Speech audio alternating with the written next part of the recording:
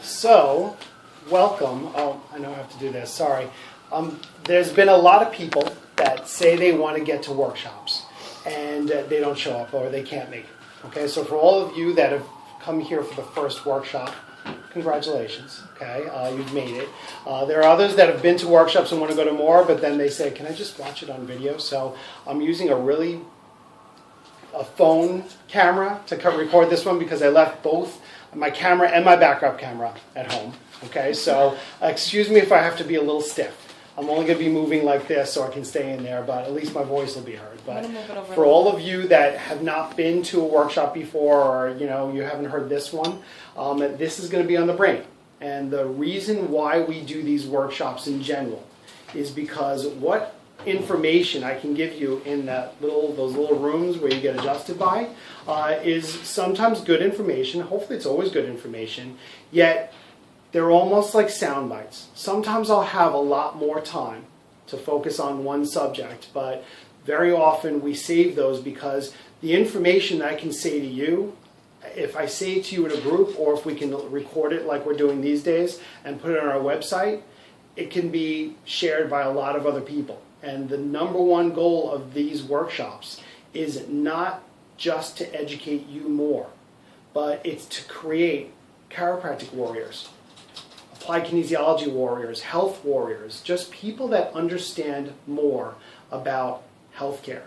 Because over and over and over again, I get horror stories here of people being mismanaged in the so-called healthcare system, because what we don't usually have in this country is a healthcare system. We have a crisis care system that is absolutely very necessary. I've been involved in it plenty of times. My kids have needed the crisis care system plenty of times, and it saves lives. Yet, when you call something that's truly crisis care health care, it doesn't always make sense. So what we talk about here is giving you more of a background to get into conversations with people about healthcare. Because if you really understand how the body works, you'll never get mixed up by this statement that just popped into my head. Another chiropractor was sitting in church. It's a 1,200 person church, and there was this little comment by the pastor saying, and I don't know what the context was, and if your kid gets a fever, don't you just give him a Tylenol to bring down the fever? And Dean, he was the other chiropractor involved, he gasped, saying, "Oh my God, does he realize that he just destroyed the innocence of so many lives out there because you're not supposed to treat fevers?" I'm not saying never, but most people think it's such common knowledge that, oh, your kid has a fever, make him more comfortable. This is an issue that I've gotten into with neighbors of mine and friends, and because we treat our kids a little differently than most other kids get treated, because I believe, and I hope they don't watch this one day and then hate me, but I believe my kids should suffer a little bit. We should all suffer a little bit. If you teach a child, not directly, but by always giving a child a pill to make them comfortable, what do you think that creates later on? I'm really depressed, give me a drink. Or I'm not really focusing as well as those other kids are, give me another pill. It fixes it. Mom always gave me pills when something was the littlest bit wrong.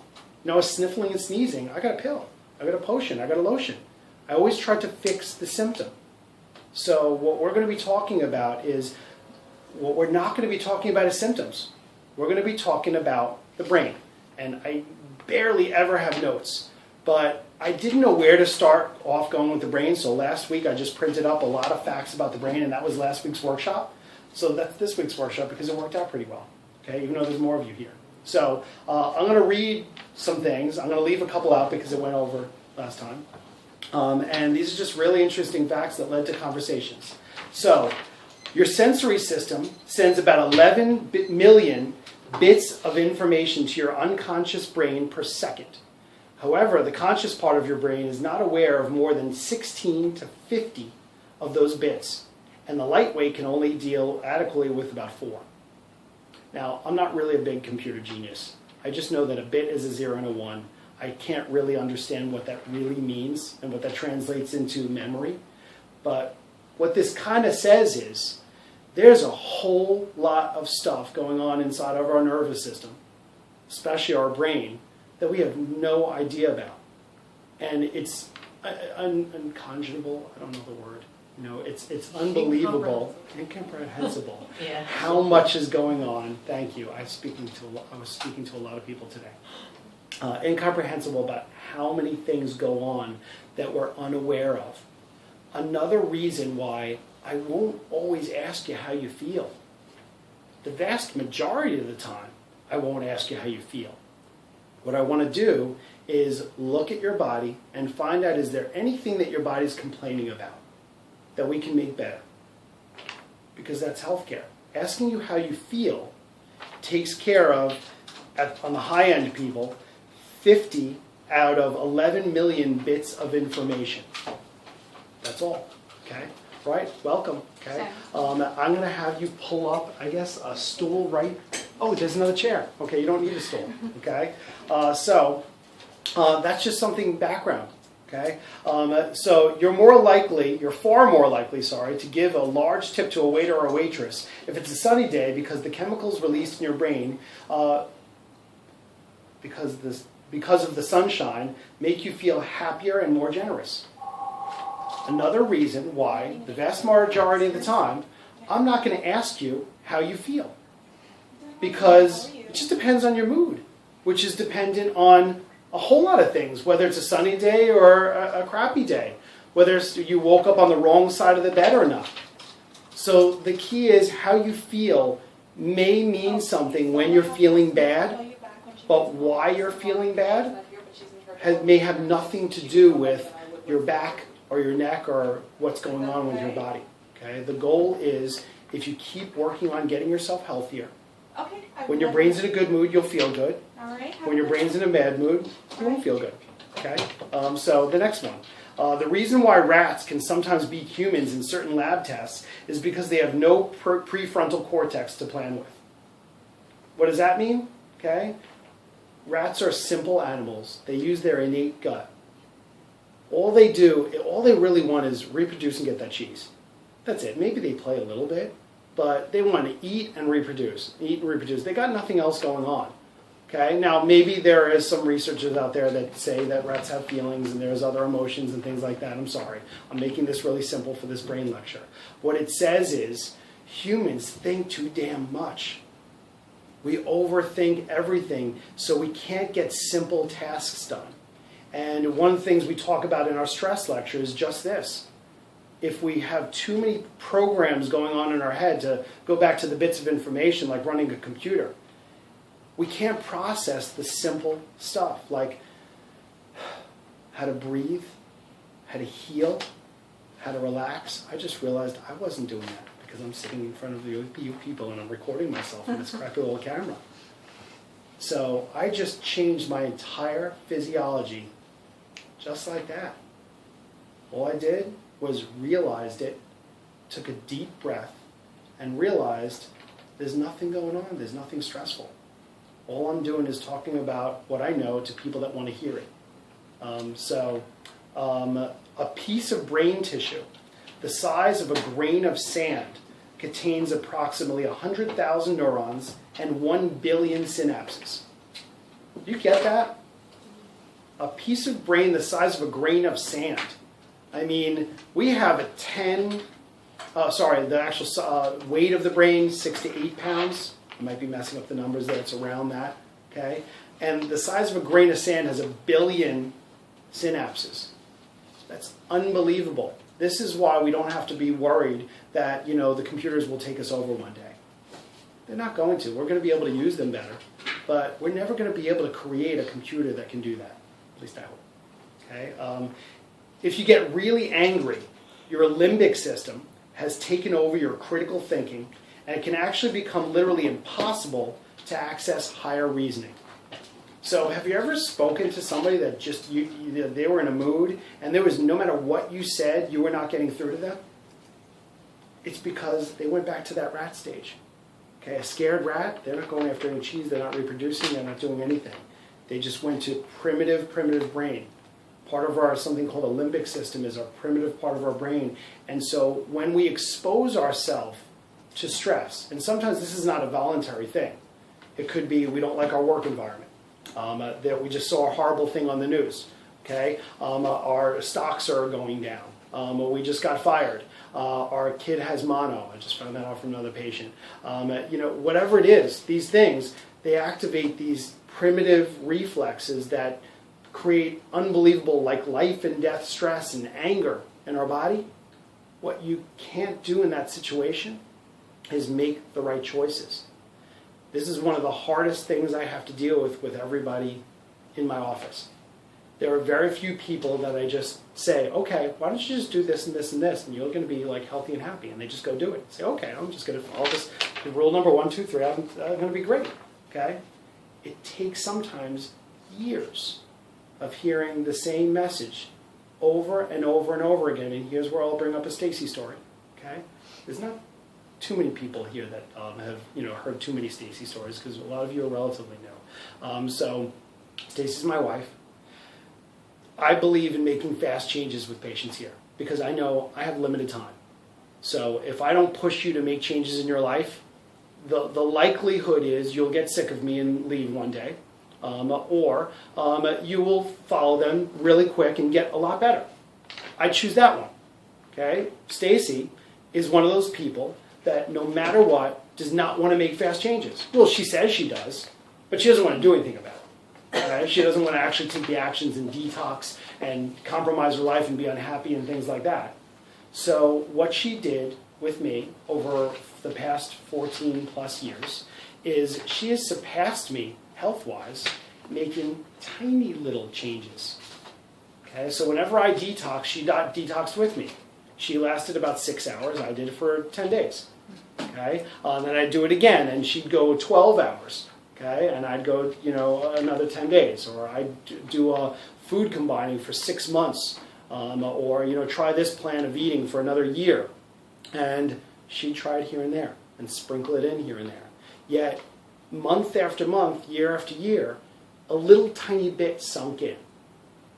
So what I'm going to say to you all is, it doesn't matter to me what path you choose, but it makes a lot more sense to live, because what I've been doing is living really healthy, not perfect, definitely far from perfect, but living in a healthy body for at least 16, 17 years before I really changed, over.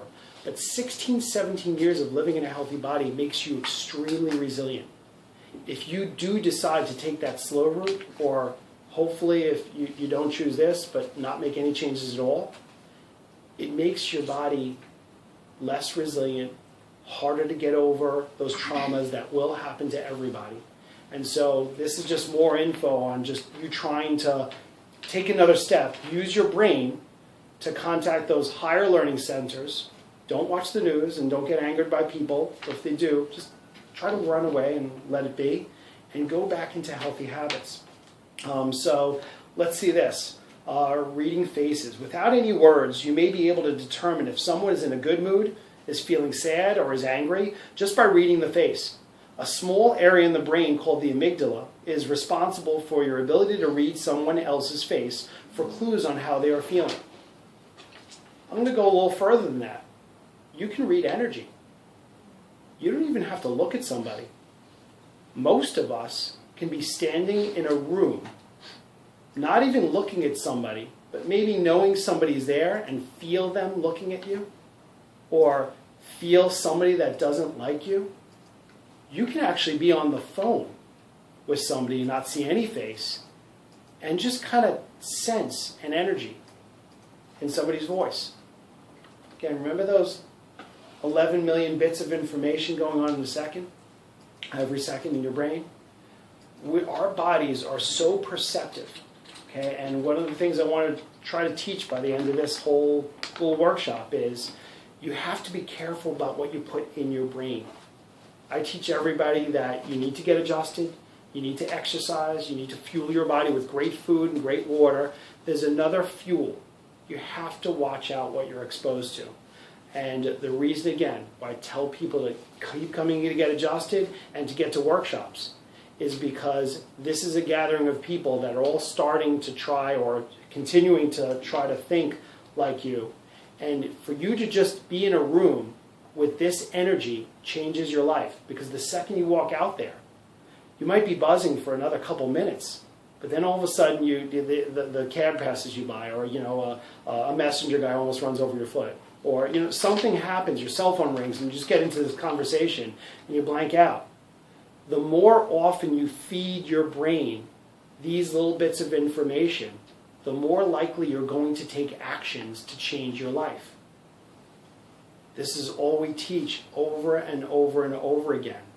Yet, the most of the stimulation we get out in the real world, so to say, is negative and just somebody trying to sell you something. That's it. Spend more time with innate meditating, or surrounding yourself with people that want to be healthy, and you're not going to have a hard time making changes in your health. Let's go to the next one. Physical illness. The connection between body and mind is a strong one. One estimate is that between 50 and 70% of visits to the doctor for physical ailments are attributed to psychological factors. We have a slide on our stress seminar that says I think it's 70 to 90%. This person's estimate was 50 to 70%. Still a boatload. So if, let's say the lowest estimate, 50% of the time, every visit to a primary care doctor is basically just based on stress. What does your doctor do for your stress? Typically makes it higher, because they're running tests that you have to wait around for, or they made you wait an hour for your appointment. Or you have, this, $50 copay, and basically you saw somebody for a few seconds and said, take the Lipitor, goodbye. How does that take away your stress and make you healthy? The only way you're going to get healthy is, you probably heard me say this a few times, eat right, exercise, get adjusted, meditate, just keep doing these things. The reason why I'm here is to try to correct the mishaps, because you weren't doing this all your life. Neither was I, and you're not perfect from here on forward. Neither am I. That's why I go downstairs to Greg every other week, who's a chiropractor on the second floor. I actually have 5 chiropractors altogether. They all do different things. Okay, I got adjusted last night by some person that has me taking this new supplement regimen. I'm going to try it because it's going to fix some other thing, hopefully. But everybody knows something different. Let's go into the next one. New connections. Every time you recall a memory or have a new thought, you're creating a new connection in your brain. This doesn't end. So one thing that comes up a lot when I talk about the brain, and one thing people ask me to touch upon is Alzheimer's. Alzheimer's runs pretty strong in my family. Most males on my father's side of the family got it relatively early. My grandfather, he's 99 now, he's going to be 100 this summer. He's got it, but he only got it at 94. My grandmother is repeating things over and over again, so it happens. If you're alive long enough, it is kind of likely, but the strength of diagnosis of early onset Alzheimer's is rising. All neurodegenerative diseases are on the rise. It's for a lot of different reasons. A lot of them I'm not going to get in touch to talk about right now, because they're about neurotoxins, which are metals and chemicals in our environment, and the abundance of just using our brain and stress that's going on. The other reason is people in the past, let's say 30, 40 years ago, could never get lazy. Life was too difficult. You couldn't really get lazy. Now, an older person, and I'm glad there are services, and I'm glad there's TV, and I'm glad there people are Meals on Wheels to bring, older people food. But an old person can literally wake up, plop themselves in a chair, throw on a TV, and completely be a vegetable, and have people take care of them all day for very little money. Where's your brain going to go? If you don't make new connections in your brain, if you don't use your brain to expand to do different things all the time, it's going to go away. Your brain is not literally a muscle, but it's a muscle. Use it or lose it. I'm going to say the other thing that I'd say all the time, abuse it or lose it. And so I'm going to end up with the last thing, now that those beeps told me I had to wrap up. Okay? Cranial nerve 11. Okay? I must have given somebody the cranial nerve 11 story. Has anybody else heard it, or maybe you just don't remember it? No? Okay, you've been here long enough, you've had to have heard it. So, cranial nerve 11. We have 12 pairs of cranial nerves. Nerves that exit out of our brainstem, out of the back of our head.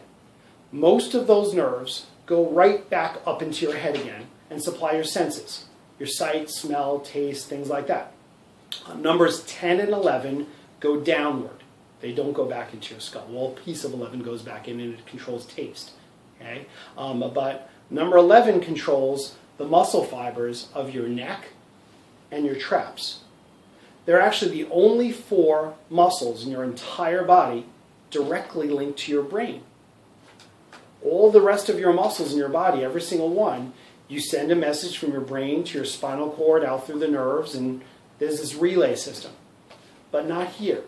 So when you're stressed, have you ever heard of somebody becoming right-brained or left-brained? Or maybe that's a generality that people are right-brained people or left-brained people. Well, there'll actually be a severe switch to right brain or left brain under stress.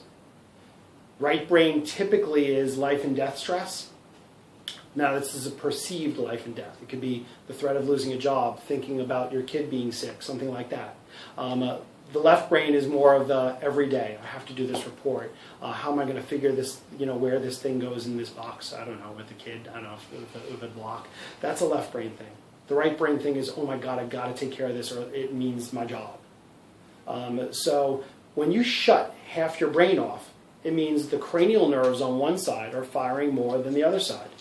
And what is the classic picture of a cartoon or an actor that's stressed? Well, it's either this, okay, or it's this, okay, or all our, I have a headache commercials are typically this. How many people do you see at the end of the day going like this? Why do you think we innately touch these areas, and very often one side more than the other? It's because if we short circuit our brain and we're using these nerves to tighten up muscles more on one side than the other, guess what that does? Pulls bones out of alignment and causes something called a subluxation. It's the great way to run this all up.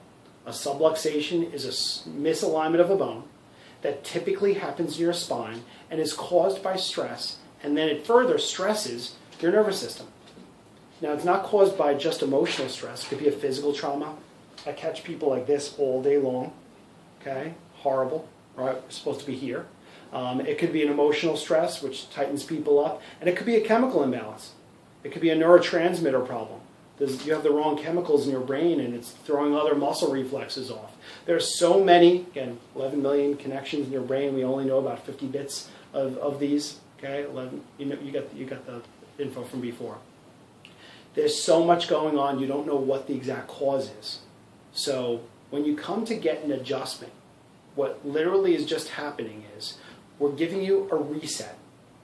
It's virtually impossible to tell exactly all the causes of what brought you to that point where you had that subluxation, other than it was some stress recently or some stress that you've had building up forever.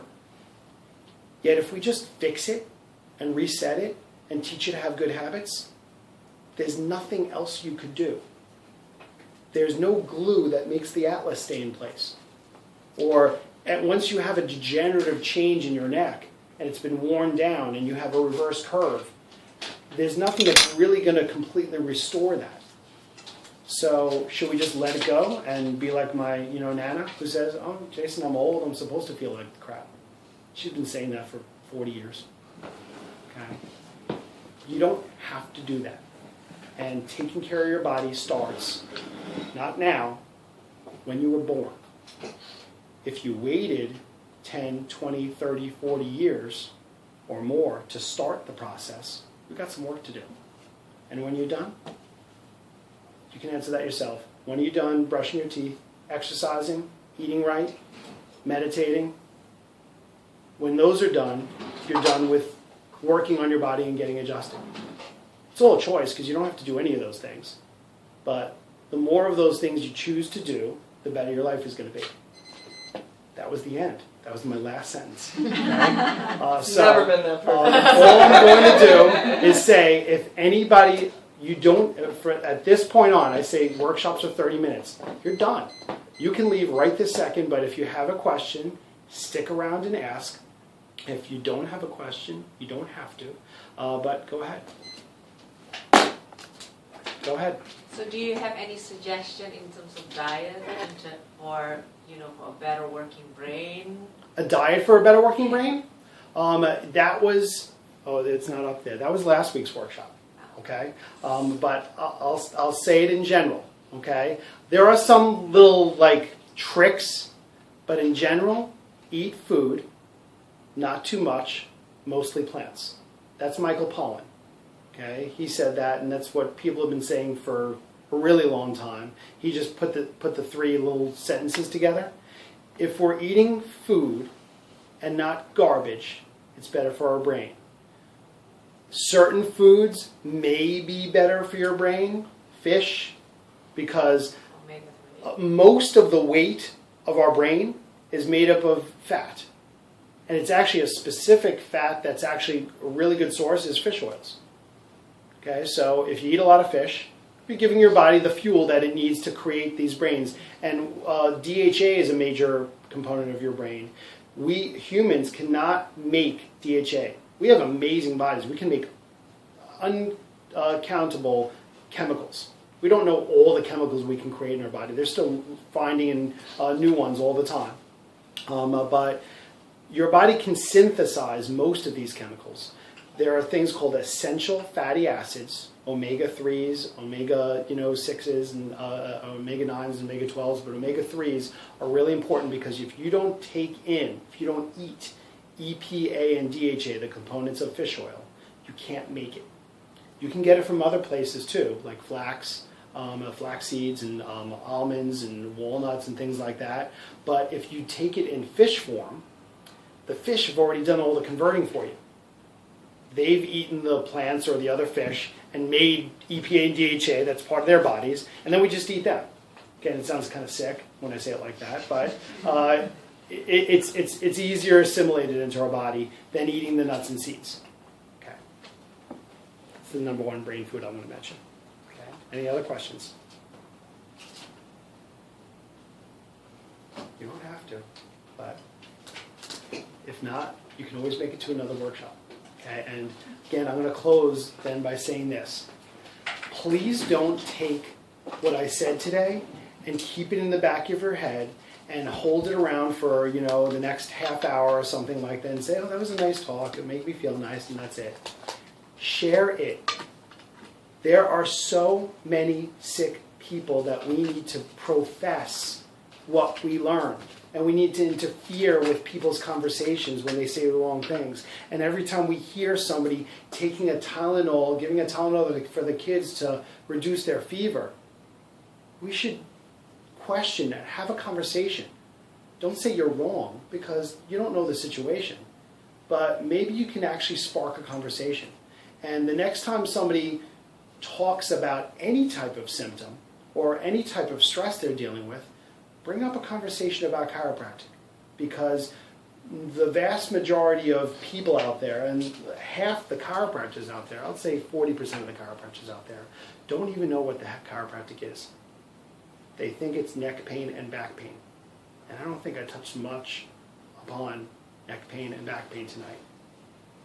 It's not about that. It's about making you healthy.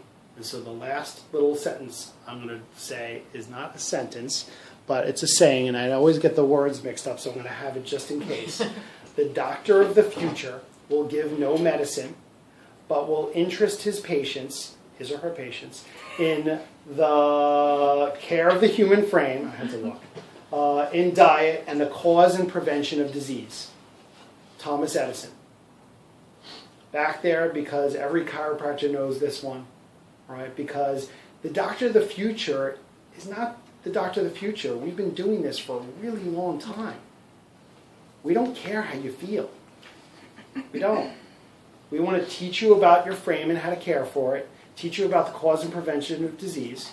So just let people know that. Okay? And what's up here, I'm going to stop this.